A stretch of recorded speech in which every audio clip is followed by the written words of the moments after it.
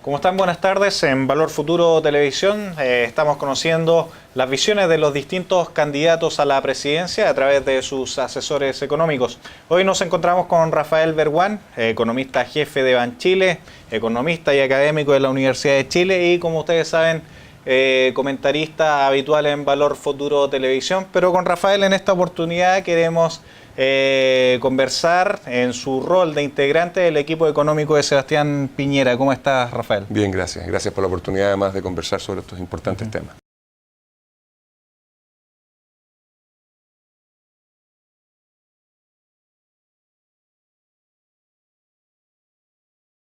Segundo ítem que quiero destacar tiene que ver con empleo. Nuevamente, este tal vez es uno de esos sectores en los cuales hay más debate y en el cual hay más acuerdo entre los técnicos, pero más problemas entre el mundo técnico y el mundo político. Algo que quiero destacar es el hecho de que, y parte de esto sale de la Comisión Meller, que fue integrada, recordemos, si bien convocada por la Presidenta, sí, y yo aplaudo eso, integrada por expertos de todos los sectores, muchos de los cuales hoy día están en la campaña de Frey, otros están en la campaña nuestra.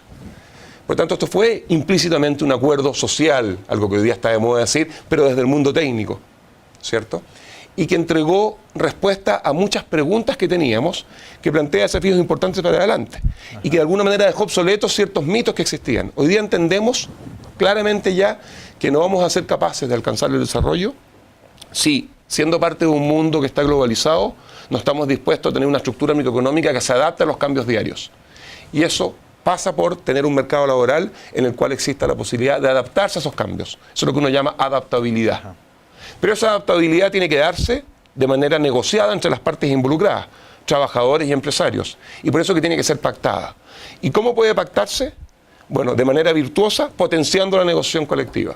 No cualquier negociación colectiva, pero sí una negociación colectiva al interior de las empresas. Nosotros entonces somos fervientes impulsores de promover la negociación colectiva a través de la adaptabilidad pactada.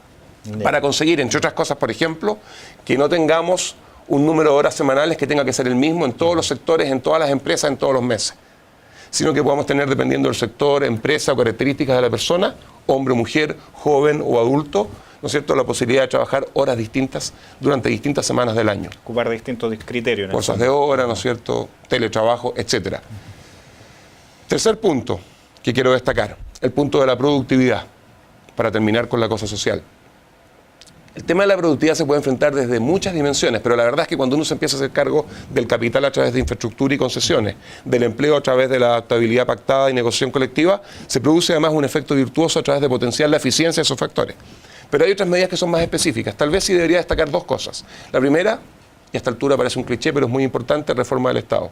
Hacerse cargo en serio de la reforma del Estado. Piensa tú que 1/3 del PIB chileno viene de gobierno central, empresas públicas y municipalidades. 1/3 del PIB chileno. Y cuando uno ve los niveles de eficiencia que históricamente ha tenido ese tercio del PIB chileno, se encuentra con que en muchos casos es muy inferior a la mitad del nivel de eficiencia que tiene el sector privado. Y eso se ha hecho incluso más evidente durante las últimas décadas en la medida que Chile se ha integrado al mundo y se ha hecho más productivo. Se ha quedado rezagado el sector público que representa 1/3, ¿no es cierto?, de esta economía. Tenemos que muy seriamente hacernos cargo de esto para que, por ejemplo, a través de una agencia de evaluación de políticas públicas, a través de fortalecer la alta dirección pública, de verdad logremos que todos esos tremendos recursos que representan 1/3 de nuestro PIB tengan niveles de productividad más parecidos a los que tiene el sector privado.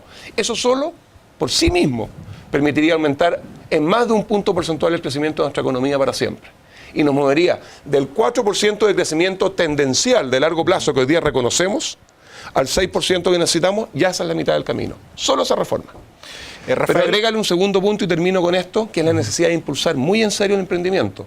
Porque el emprendimiento, que en definitiva es una base también para igualar oportunidades, en la medida que yo no dependo de una empresa, yo puedo ser menos discriminado y solo dependo, ¿no es cierto?, de mis potenciales en una economía que me entregue a través del mercado de capitales el acceso al crédito. Yo como emprendedor tengo la posibilidad de depender de sí mismo y puedo luchar contra esa desigualdad de oportunidades que están marcadas en Chile. Y para hacerse cargo del emprendimiento no solo hay que enseñarlo en los colegios, hay que meterlo en la cultura de la gente, hay que valorarlo, sino que además hay que tomar decisiones concretas. Chile es un país que, según el Banco Mundial, y con esto termino, según el Banco Mundial, en condiciones de iniciar y terminar negocios, se ubica entre los lugares 60 y 110 en el mundo.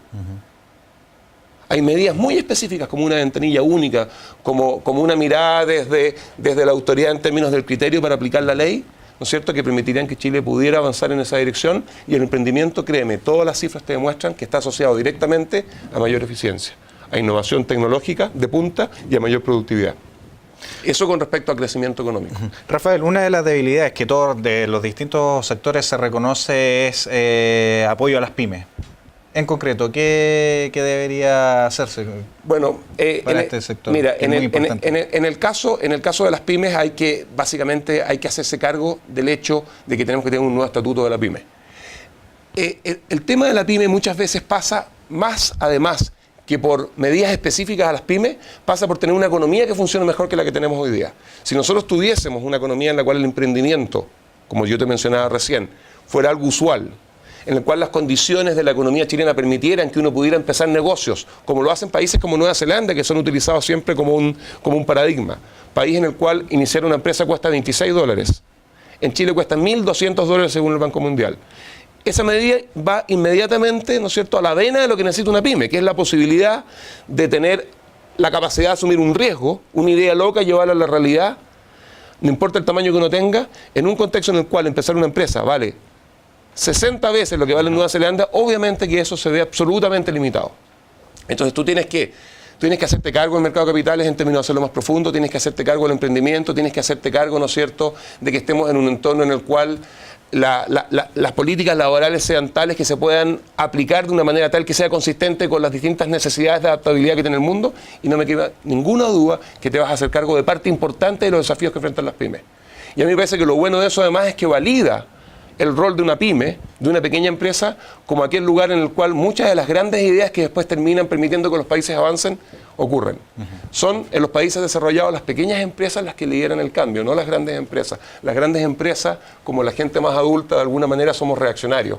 Y son los jóvenes, las pequeñas empresas, los nuevos, los que lideran el carro de la innovación. Y es ahí donde hay que preocuparse. Y quiero cerrar un punto final.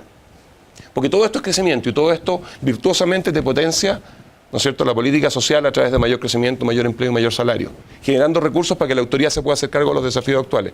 Pero además hay que tratar de organizar esto de manera tal que uno pueda en serio hacerse cargo hoy, no solo cuando estemos creciendo en 4 o 5 años más, ¿no es cierto?, y cuando estemos alcanzando el desarrollo en 2018, de los grandes desafíos sociales. Y ahí tenemos una propuesta, que es mi última propuesta, coherente, cohesionada, que involucra el desafío social completo, que lo hemos llamado ingreso ético familiar, que tiene 3 componentes: ampliar sustancialmente el subsidio único familiar,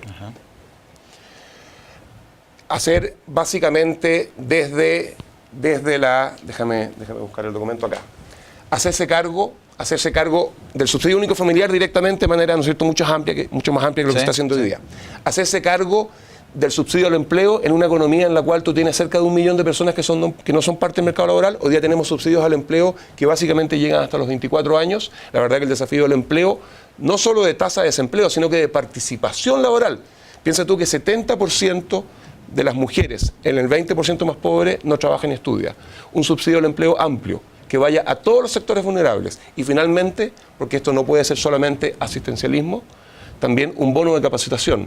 Un bono de capacitación que permita que las personas, una vez que consiguen un trabajo, puedan seguir en él y que además sigan a través del tiempo mejorando. Y ese bono de capacitación, y con esto termino, a diferencia de lo que tenemos hoy, que es un bono que está específicamente destinado a personas que están trabajando, tiene que ser un bono que llegue a personas que están trabajando o no trabajando. Y por lo tanto tiene que ser un bono no a las empresas, pero a los individuos. Y un bono que cuando tú estás trabajando te permita además compatibilizar trabajo con el bono. Nosotros hemos planteado específicamente que ese bono permita, por ejemplo, que el día viernes se dedique a capacitación, mientras el lunes a jueves la persona siga en la empresa. Perfecto. Muchas gracias, Rafael. Al contrario, gracias a ustedes por esta oportunidad. Rafael Berguán, integrante del equipo económico del candidato Sebastián Piñera, comentando los principales lineamientos del programa del candidato. Buenas tardes.